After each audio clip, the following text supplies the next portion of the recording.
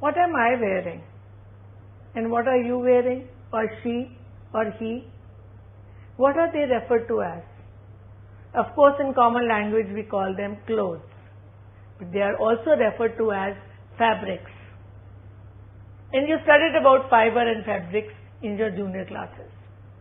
Fabrics are made from, you can say, thread-like structures, the fibers. Now the question arises, from where do we get fibers? We can get fibers from plants and animals. And when we get fibers from plants and animals, then they are called natural fibers. Now what are the natural fibers? The commonest natural fiber is cotton. Cotton we get from a plant called cotton plant. Then we also have jute, which is also from a plant, a tree. From its bark we get the jute fibers. Then there is silk, which we get from silk moth, an animal. And then there is wool, which we get from sheep, usually sheep, but then sometimes we can also get wool from, like, say, a rabbit, Angora, which gives us a very fine wool. So generally we get it from the sheep. So we find that these are the natural fibers which we get from plants and animals. Okay, fine. Now what about other fibers? Human beings don't get satisfied just by getting things from nature. They like to experiment. They like to make new things. So, like in the case of silk, they found that silk was so expensive and so many animals have to be killed. Similarly, of course, in the case of wool, we don't have to kill the sheep because we just take out its fur. So what he did, the human beings or the man, they, with the help of some chemicals, they made another kind of fiber which was called synthetic fiber. Synthetic fiber is also called man-made fiber.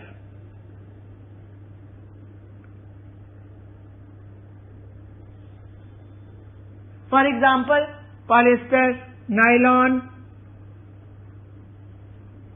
etc. Do you like to wear, the girls especially, the necklaces?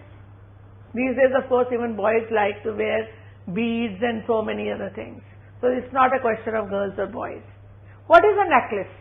If you take some beads and just connect them together, you get a necklace. You can even make a necklace out of flowers. That is how the garlands are made. The needle is passed through various flowers and then it becomes a mala or a garland. Similarly, you can just take some clips and you can join them together. So just as different parts can get joined together and they form a new thing, similarly some molecules also join together. And they are called polymers.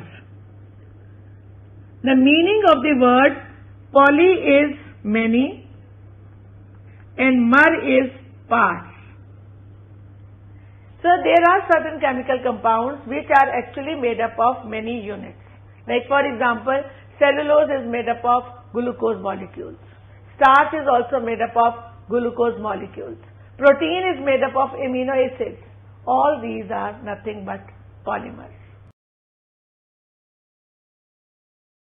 A nylon thread is very strong.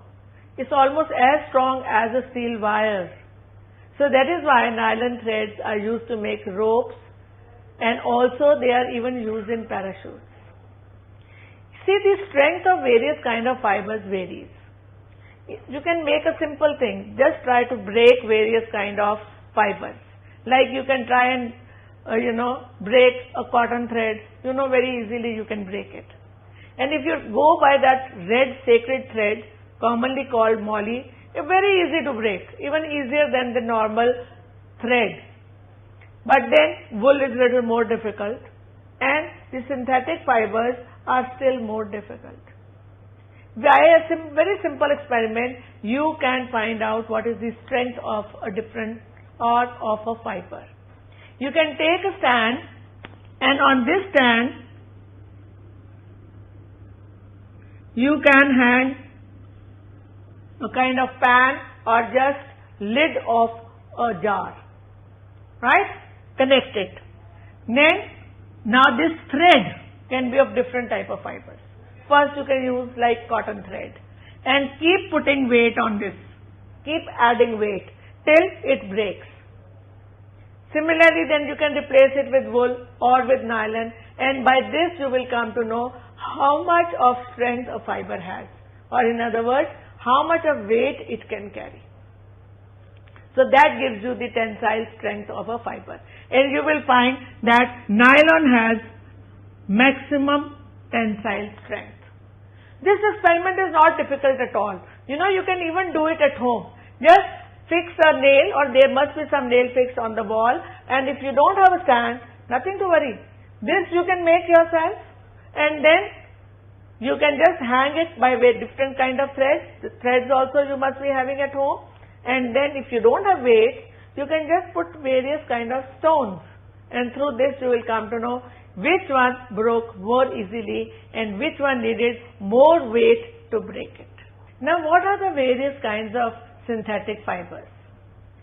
Of course, nylon is there, which was started sometimes in 20th century, and then there is another kind of synthetic fiber called rayon.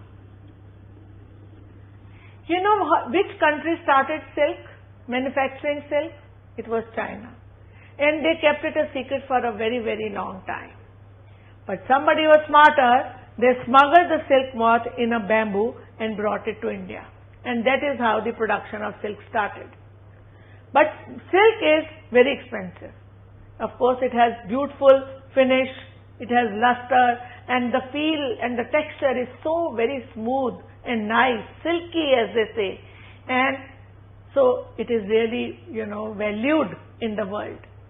But then it is very expensive. So man started making a kind of man-made fiber which is called rayon. Rayon is somewhat like silk. It has same sheen and the smoothness, but it is made by man, although from a natural substance. And what is the natural substance? Wood pulp.